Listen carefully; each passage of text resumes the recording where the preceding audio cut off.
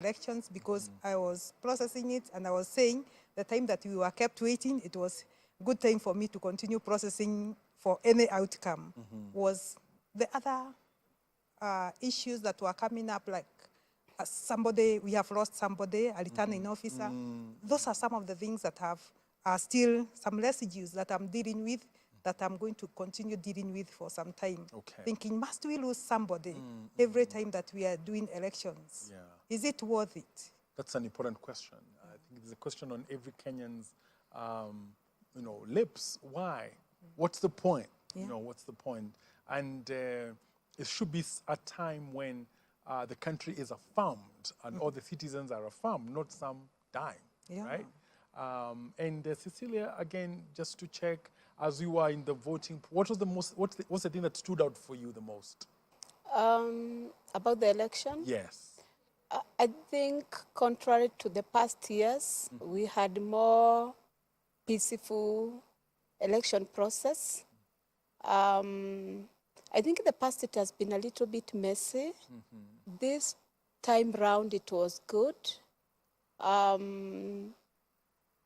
Personally, I voted and I lost some of the there are some candidates I wished they won, they didn't win. But I had started preparing myself immediately after election, or even before, just in case my candidates don't win, what will I do?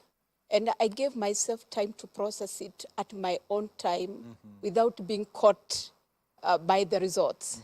So by the time they were being announced, I had already sorted myself, especially for the few who were very dear to me. I'm sure that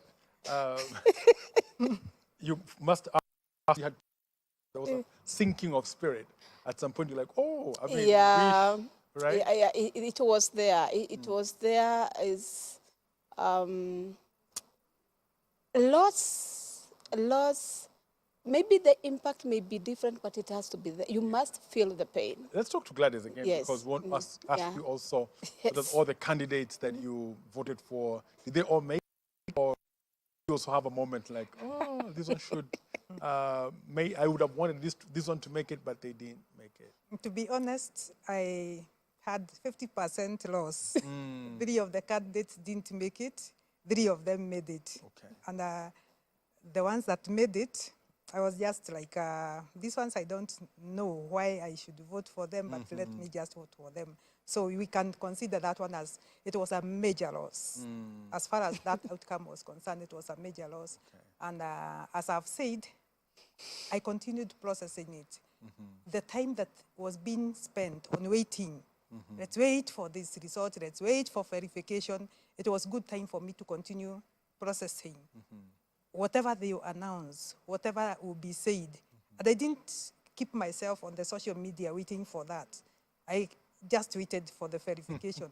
When they have mentioned that, I was like, okay, I've lost. Then I asked myself, how do I feel about this? And I was able to just put it there and say, this was my expectation, this is what is the outcome.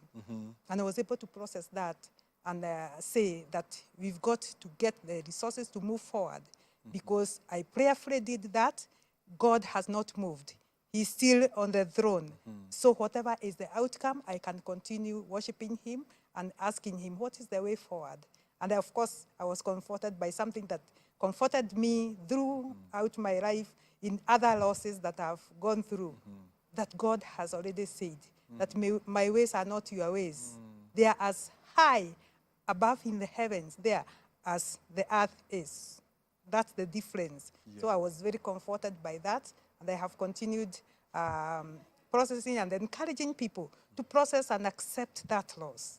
Yeah, whatever loss it is. You know, I'm imagining how the persons who we were looking up to before the elections told us, before the voting day, we'll win by 8 a.m. You know, but before it was like by 8 a.m. we'll be done with this thing. But how many days later? So many days later, we weren't done, you know? And also the thing about, or every side is saying, you know, we don't worry, we've won. Don't worry, Yes. we've won. So every side kept thinking that we've won. But when the reality came home, they took about half the people that you thought would, you know, you voted for did not make it. You had your own grief, you know, grief as well. And I'm sure it's the yeah. cutting across the republic, whether you are a leader, you know, who maybe put in a lot of investment in it, and you didn't make it. You know, Yeah. so there's a level of shock and trauma and disbelief. Whether you are a voter also, who some of the candidates that you are very passionate about did not make it. And there's a level in which you have to manage yourselves there. And I think, Gladys, is good for us to just maybe remind us what grief really is, because we want to talk about it in the context of these elections. Thank you. Grief is described as mourning the loss of something or someone. Something in this case means the election. When you lost it, how did you mourn? Or rather, how did you express that Or loss? how are you mourning? Because Or how are you mourning? still Because there are some fresh. people who are still fresh, it's there. still ongoing. Yeah. How did you express that loss? And people express it because mourning or grieving is a normal reaction to the abnormal thing that has happened to you. You have lost. That is not normal. That was not your normal expectation. So how do you respond? Some people will respond through denial. They will say it did not happen, it has not happened, and they will look for ways and the means of proving that it has not happened. It has not yet, it is not final. It is not done. And they continue doing that. Others will be in so much anger, and they can end up doing or saying things that if you are to remind them later that you are the one who said this, they will really deny that. And on the physical body is not left behind. People get frozen, shocked. Their heartbeat goes a notch higher. Those who have high blood pressure, it can even shoot to something that needs medical attention. And all those other problems like headache, some other people who have stomachache, all those chemicals in your body will increase, like the stress hormones like cortisol, such that people will start having signs of heartburns and the ulcers and all those kind of things. So you'll be affected both emotionally and also in the physical body. And when we mean emotionally, we mean that you are affected in how you are feeling. When you are affected in how you are feeling, it will also affect how you think. How are people seeing me? What are people making of me? What are people making of what I told them? How am I going to make good the promises that I made? If I had borrowed a loan to do the campaign, how am I going to repay that? What am I going to do with my life after this? And those are some of the effects that it will have on you. Okay. Yeah. And very clear there, because those are some feelings, the feeling frozen, feeling shaken. Those are the real feelings we've been having, as we are processing this time, still ongoing. And maybe, Cecilia, you can tell us, is there a difference between grieving and trauma?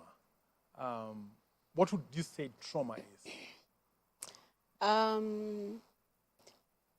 Grief is part of trauma.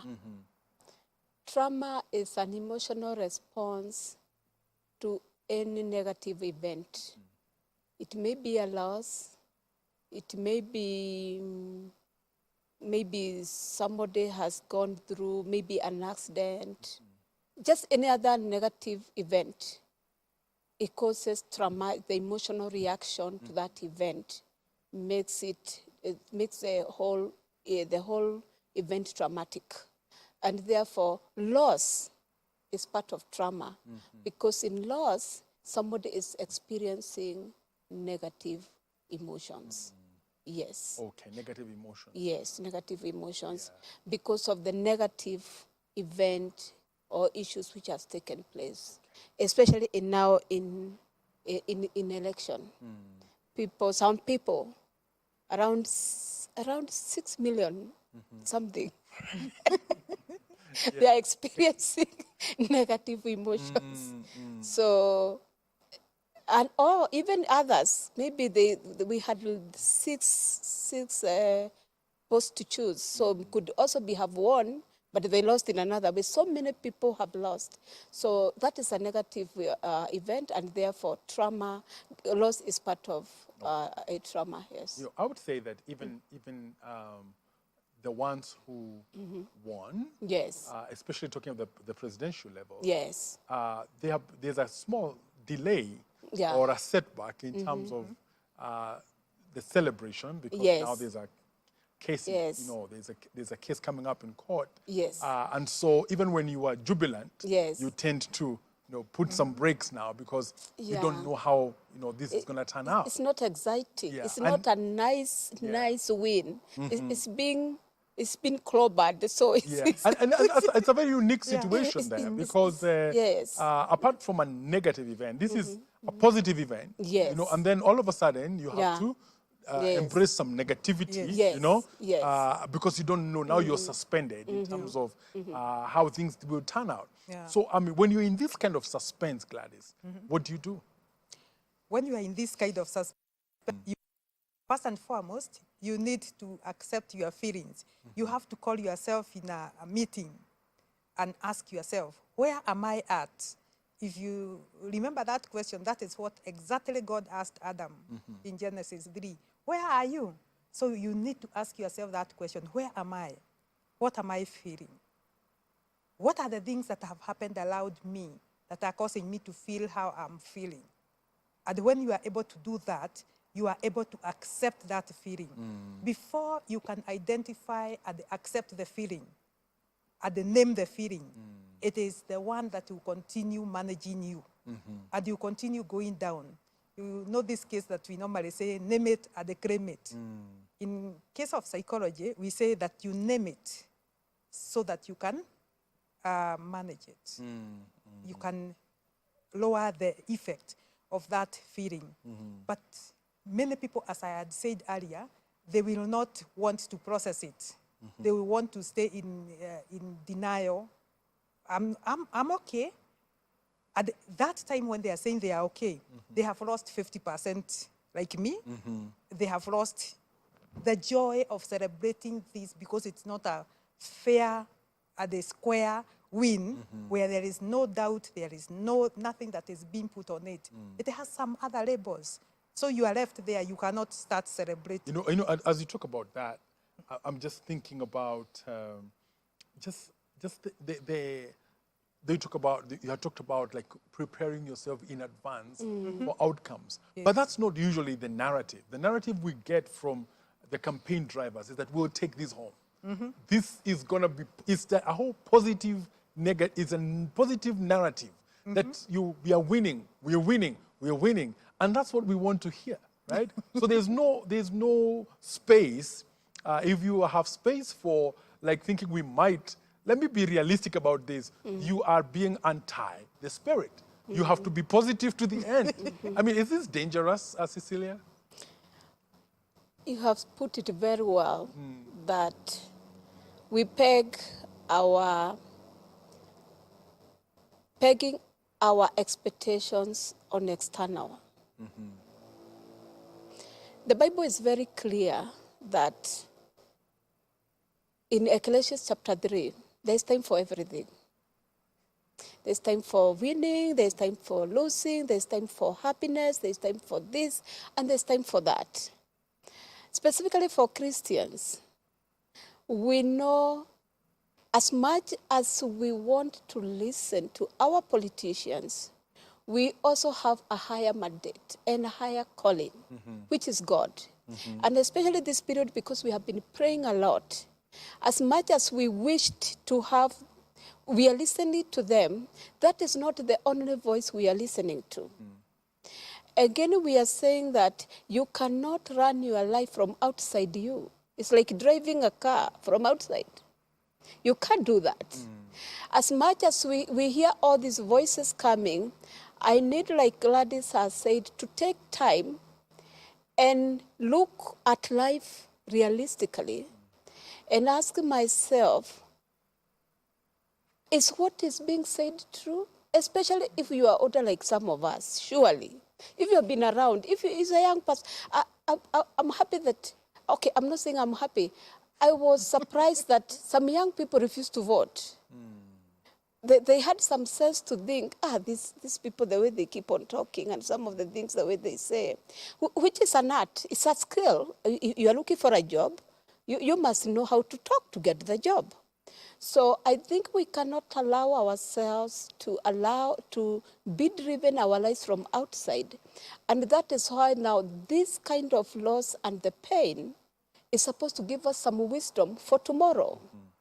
That when we hear somebody telling us it's taking us to the heavens, there's possibility that we might fall on KICC. We may not go far. The wisdom of life has taught us this. And the Bible has also taught us also in Ecclesiastes chapter 9, verse 3, that the race is not always to the fastest. It's not always the educated who get the best jobs. It's not always the wisest who get some of these things. Sometimes, due to some circumstances we cannot tell, I think is before God. Sometimes being at the right place, at the right time, with the right people, just somehow, something which is beyond our scope happen. And therefore, things. So for Christians especially, let us read the Bible very well, because it's the wisdom of God.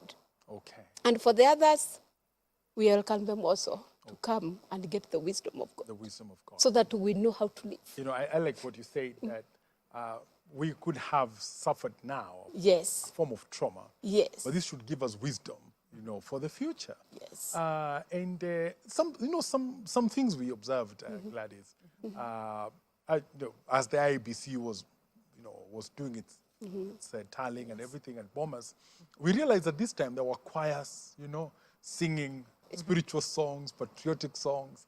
And I think there were also counselors available for anyone who needs some kind of support. I mean, those kinds of things, especially, it became there was a huge debate around the choirs. And some people were saying, oh, you're bringing this is not a religious event. Why are you bringing choirs here?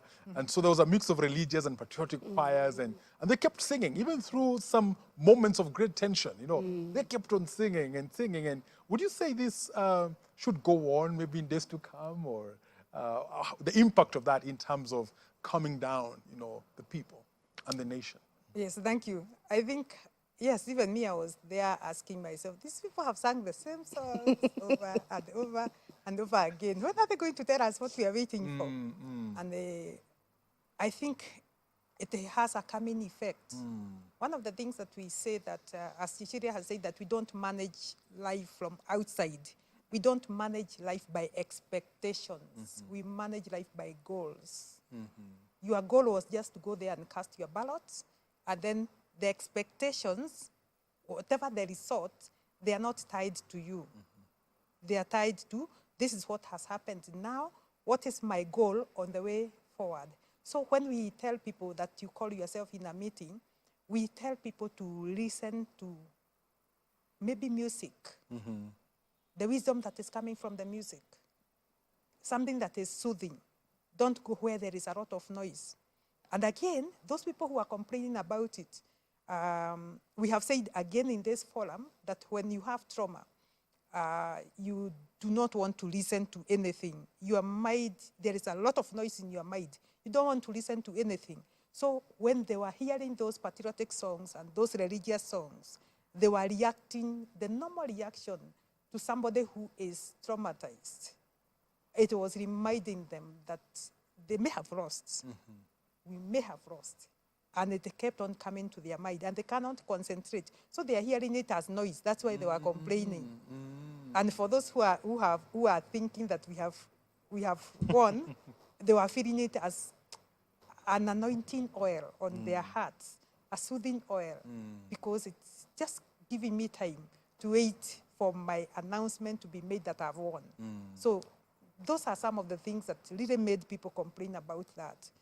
They can't wait for the results to be announced. The anger, the bitterness, and all that. Yeah, you know, it's interesting that you say that to some people the music was noise. Yeah. To others it was welcome because Yeah. they could anticipate maybe that they are things going to go well for them. And elections have very interesting impacts when you think about it in terms of grief. And some people don't take elections as an event that you can associate with, because we have other things like you know, other losses. We have losses in terms of death. We have losses in terms of relationships. We have losses in terms of work. But now here is an election, and you're classifying it now also as a form, especially election loss, as a form of grief. Yes. You know, and it has its own traumatic impacts. Tell us more about that. Yes, it has the same, it is a loss like all the other losses in that you are anticipating, you keep on anticipating that the life will continue flowing in an expected way.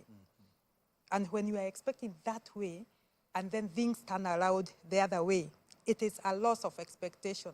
And any loss, all losses, including the loss of on the elections, it has the same way of being, it has the same journey. You start with immediately after the loss, you get, as I had explained before, the shock.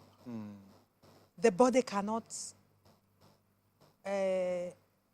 absorb that quickly. It reacts with the anger.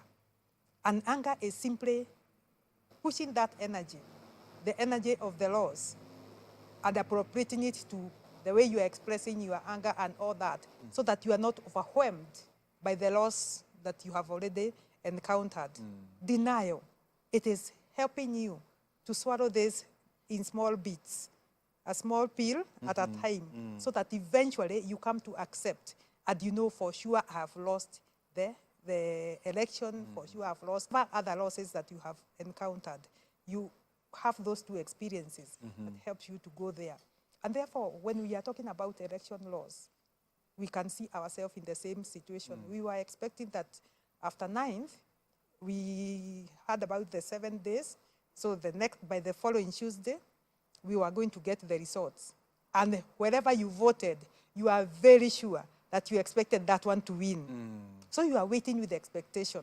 And then the expectation is delayed and dragged, and then finally, on Monday, it comes and expected, you are ushered in the first stage of that grief. And with the time, grief will take another turn.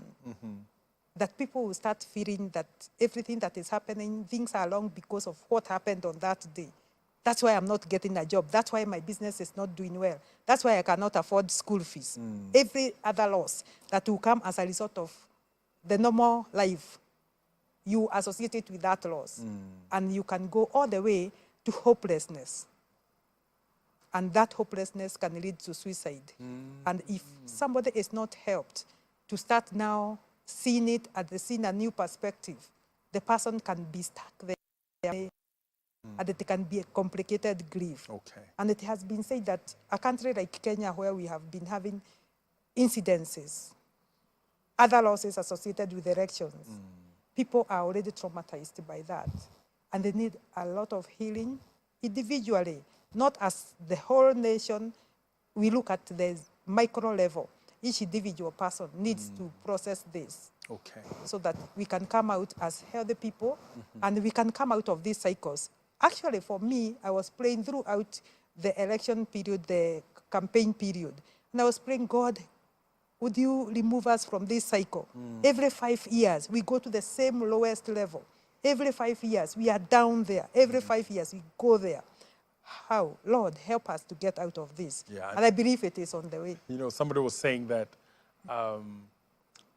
right now, somebody has already set up their campaign plan for the next 5 years. You know, like, because we are always campaigning. Somebody is always campaigning. And I mean, it's quite an interesting nature in terms of our politics. But there are people who are able to move on quickly, you know, than others. Yeah. Some, as you say, get stuck Yeah. in a certain place. And I want you to respond to this, Cecilia. Some people are stuck in a place for a long time. But others are able to move on swiftly. They've Yes. invested money in this, but they move on swiftly. They invested a lot of hopes, conversations. If you are a voter, maybe you even were like 100% certain that your person would get in, but they did not get in. But Yes. somehow you got over it faster. Yes. What makes that happen? It is true that people do not experience loss the same way. And this depends on the intensity of the loss and who it has affected and how it has affected the person. For example, if we look at, let's give an example, a governor, all those 6 ports, even if you find some people invested heavily in this election, in campaign, some left their jobs, some used all their resources, mentor, friends, family, everything. The impact of that election is very different from somebody like me who has been watching the TV, honestly, unless I had someone. So depending on how much you have been invested in this and how much attached I have been, somebody has been attached to this election, they suffer more. It also depends on the kind of a person you are. We know we are some people who see different perspectives of life, the personalities. There are some people who are more, who see the world as half cup, others half full, half empty. If the person has a perspective and assumptions about life that failure is normal, sometimes you win, sometimes you lose in life, they are very different from a person who has this faith thing that by faith I will make it. There's nothing. I've done everything and I must make it. This person is going to be hurt more because of their perspective of life.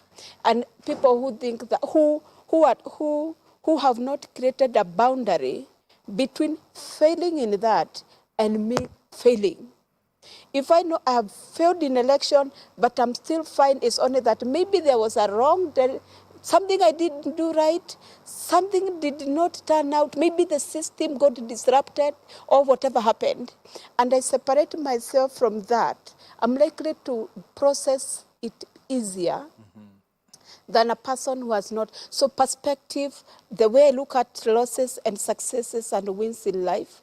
The other thing is, maybe just mention 3. The other thing is, how much loss have I had in the past? Could it be I'm going through other losses right now? And this is just an extra loss. I don't have the capacity to manage so well. I've lost a friend. Like now, the higher you go, like in election, presidential, governors, you have had all the parties telling them, come here, we are going here, we are going here. How do I go and tell them, my friends, I convinced you to come, but this thing has not worked. It's very different from if I was alone. The shame, the embarrassment. So how many other losses? And could it be that I've lost a job, I have lost a relative, maybe I have a sick person. So depending on many other losses that I've had in life and how I managed them and where I am now, all these things determines how I will process my loss if it comes right now. Okay. Those are just mention a few years. Yeah, quite interesting there about the different dispositions that one has. Yes. And how they impact Yes. with the process. Yeah. Grief. Yes. And, sometimes people also get numb. Yes. They have been through so many losses that becomes life for them. Yes. And we'll talk about that when we Yes. come back. Yes. Viewers, we are talking about healing from elections trauma. And all of us have suffered it in one way or other.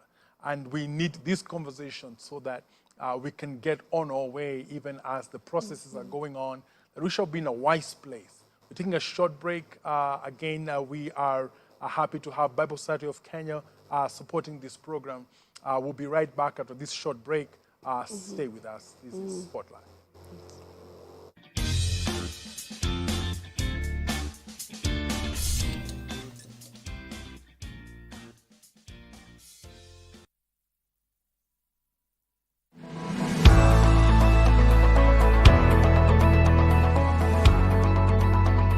thousands of people throng cities every single day looking for opportunities to make their lives better. They are employees, business owners, or just opportunity seekers desiring to have a breakthrough in their lives. Join me, DM Tanki, as we take this journey from the perspective of different successful entrepreneurs and corporate employees on Occupy Today, every Sunday from 8 p.m. exclusively on Hope TV. Look and live.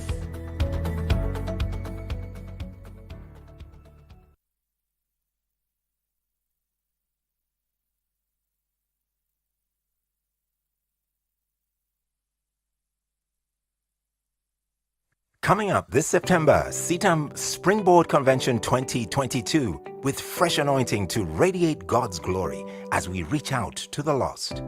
Mark and save these dates from the 20th to the 24th September 2022 at CITAM Valley Road. The convention is themed Till the Whole World Hears and will definitely revive and uplift your faith. The Bible tells us in Matthew chapter 24 verse 14, and this gospel of the kingdom will be preached to the whole world as a testimony to all nations, and then the end will come. Get ready for the Springboard Convention 2022. You don't want to miss it.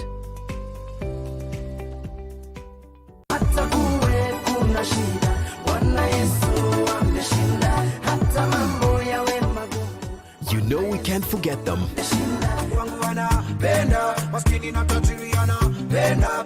And neither can you.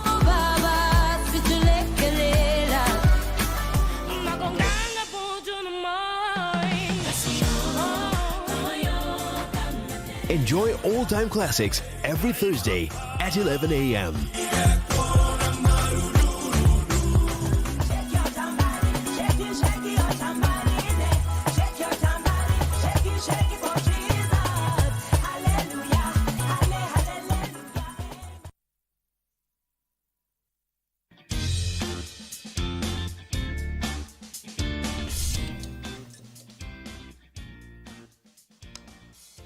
Viewer, welcome back. This is Spotlight here on Hope TV, where you look and live, and we are talking about healing from the elections trauma. All of us have been touched by loss in one way or other, and it's good for us to be enlightened on how we can manage this, even as we have a lot going on still on the same elections agenda going forward. It's right for us to just be enlightened in terms of how to take care of our hearts, take care of our minds going forward.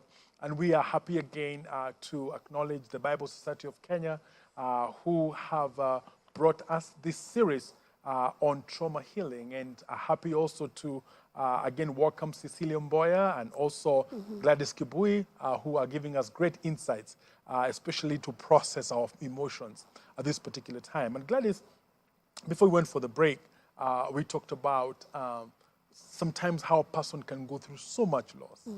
It's loss after loss after loss until they are numb. Even in life, you know, there are people who have lost elections many times, and they're in a very, you know, it's kind of loss and loss and loss and loss. You know, they hoped, and now the hope is not coming through. But also in life, you have an anticipation, but you get blow after blow after blow after blow. I mean, can you help such a person? Thank you. Sometimes when we go through a loss, and then another loss, and then another loss, and then we finally get to the loss of election, it can be something like you look at somebody and you think they are normal. But what has happened to that person is that for them to have gone through those so many losses, what they did is that they closed any way of processing feelings. And you cannot close the door for negative feelings, and they leave open the one for joyful feelings. So even if that person has gone through some instances of joy, it will not come to help or to pray at this particular time because the door is already shut. This person has already been going through a lot of losses, and therefore, the body, as I say, the body is affected, and the feelings, the thoughts, everything. This person has everything negative, and they're not able to process anything. And the one way that we know that people don't process things is that they are not able to stay with themselves. They cannot afford a meeting with themselves. They cannot live alone. So every time that they have a loss, especially those people who are numb on this, they will go and they do something else. They'll go and they start something else. They'll go and they start a business. They'll go and they start a school or something major, because they want always to be there, to be seen to be relevant in whatever they do. But that will tell you that they haven't even processed, that they have lost an election, they have lost so much. So they will never even keep quiet and they think, oh, this is not where God wants me to do, or he has a different way for me. Should I just fast and listen to him and find out which other direction? Otherwise, they will do like what a psychologist said, that if you keep on doing the same thing, you keep on getting the same results. And one of them was even more blunt, and they said that stupidity or madness or insanity is like a fly knocking the grass, wanting to go out. And it is knocking the same grass, the same place. And of course, the fly cannot break the grass. It will knock until it will die of fatigue. So sometimes we need to evaluate ourselves and see how many losses have we gone through in life, and have we reached that place that we can now surrender and say, let it be. Where else do I go, God, from here? Okay. Yes. All right. And great insights there.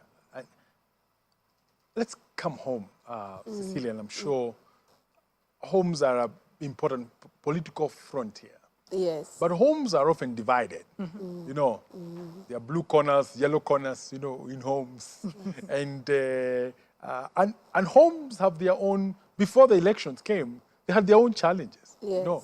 So one of the things that somebody wanted maybe to also settle a certain, or make a certain domestic statement is by winning politically. Yes. You know? So they can cement their position. Yes.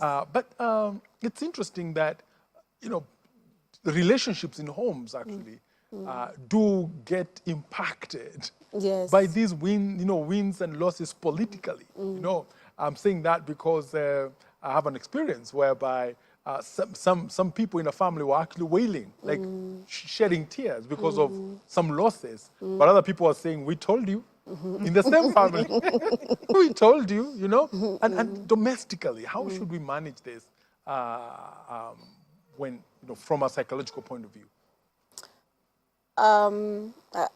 Thank you for that question. Actually, I'm one of the, in my family, with my siblings, we were divided. Oh, some people have even left. Yes. Left WhatsApp groups. So we had Family, a tag of, yeah. so we were saying, we are going on a certain day, we were to call one another and to see who has won, really. So me and some siblings, I was with my mom, and the others were the other side. And it was, so when I discovered, I felt like the way this thing is going. So I called myself and I said, it seems like you are winning. We are not winning. So I was trying to neutralize and handling it. So I think in family, we also have to ask ourselves, who is winning, who is losing, and who is winning? Is it them, or is us here who are settling some scores? Who is really losing? And what am I really losing? I remember within this period, somebody called, a friend called and told me, I've been crying from when they were announced. That was around 11. And until now, I'm crying, Cecilia, I need help now. I can't handle. And I said, crying for what? I was in the same team, and me, I'm not crying. He said, Cecilia, this thing is serious. And I said, okay, let's look at it this way. Now it's okay, let's try to do a bit of professional. What did you lose? Can you write me 5 things you lost, you as a person, because of that person we saw in the TV? You don't know them, you have never met them. And as she wrote, and as we continued, she laughed and told me, by the way, what did I really lose? And she was part of breaking the whatever. So sometimes in a family, it could be that we are disagreeing on something. So if you say this automatically and consciously because I don't like you, and I don't like your ideas and what you do. So if you say you like blue, I go to the other one just to annoy you. So, and it is a win for me over you, not those ones. It's a win over you and a loss for you, and to bring a statement. So the way to handle this is to know it's that there. It's us to handle our issues.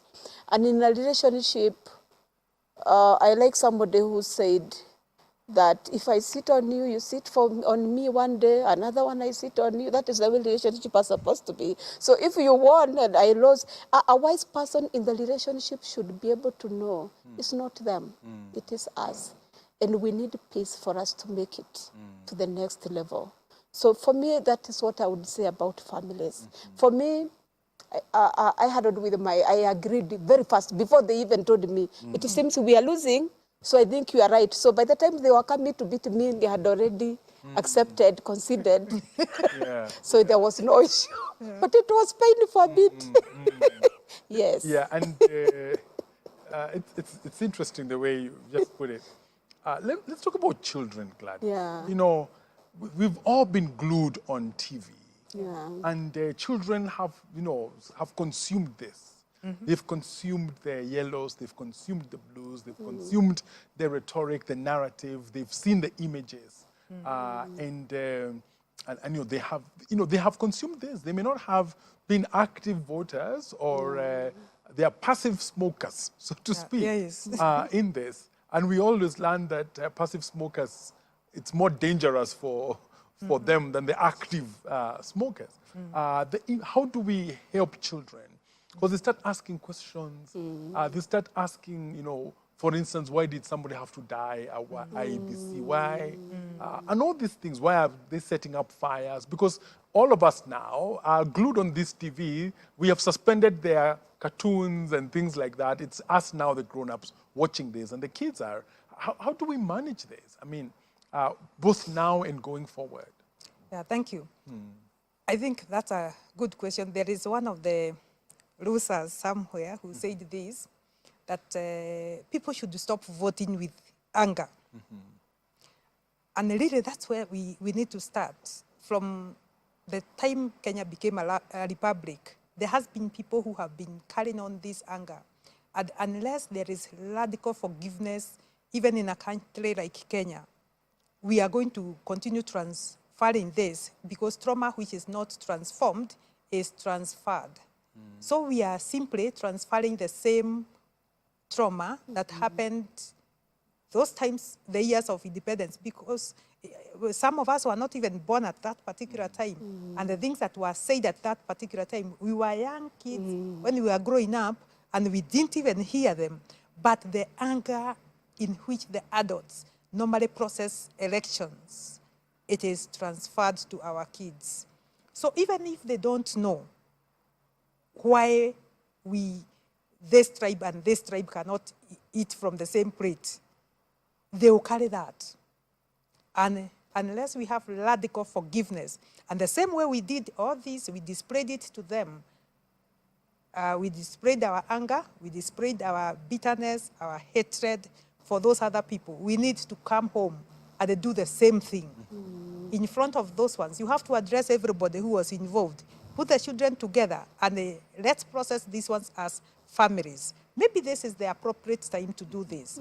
Get back to the home, and let's have patterns or habits that can bring the home into connection. Because any other solution, apart from the one that Christ told the dividing wall between Jews and Gentiles, apart from that one, there will be nothing that can reconcile tribes, that can reconcile families, that can reconcile ages, that can reconcile genders, nothing. It is only that one. So I think this is a call to action and a call to prayer. Let's come together and involve everybody. We have involved in this whole drama. But one thing that I noticed that when we were waiting for elections, and it was for me, it was such a joy. Children were very busy playing outside there, oblivious of why you people are glued on your set here, waiting for something. It's like you are mourning in anticipation that you are losing. And then the children are just praying there and hooray and everything. I was very happy for that. I wish things were as happy as that, but the happy ending was so short-lived because the anger was put back in the house and we put the children through all that drama. You know, when you talk about children playing outside, I mean, there was just in a street that I frequent, I overheard just over that time, one kid who ran into the street and said, oh, so-and-so, you know, I was supporting so-and-so. And I was more of 5-year-old. And the other one who was riding his bike said, how stupid are you? How could you support such kind of a person? And this other kid was really heartbroken. He was frozen and he cried, actually. Yeah. So there's this, as you say, there's a messaging, there's a political communication that happens amongst kids. And you have now to address this kid who has been termed foolish for having supported a particular kind of person. And they are 5, you know, and they're 6 and they're 7 having these political conversations, which is quite important for us to know that kids are getting involved and we need to get them into the healing, you know, space going forward. Yes. And there's this, talking about, you know, going forward, there's this famous statement that kind of makes things simple, like makes the whole thing simplistic. They say, accept and move on. Like on social media, you'll find, hey, you guys, accept and move on. Is it possible? Is it that simple? No. It is not possible to just accept if you have failed. In quote, if we as a community, as believers in this kind of movement, in the party, we can't just accept and move on. Of course, that is supposed to be the ideal situation. But the reality is there's somebody called, a psychologist called Jay Wardle, and he has given 4 steps of moving on. And it is not states. It's a process. And he says when we have like that kind of emotional pain, the first thing is to accept the loss. Accept the reality is, regardless of the circumstance,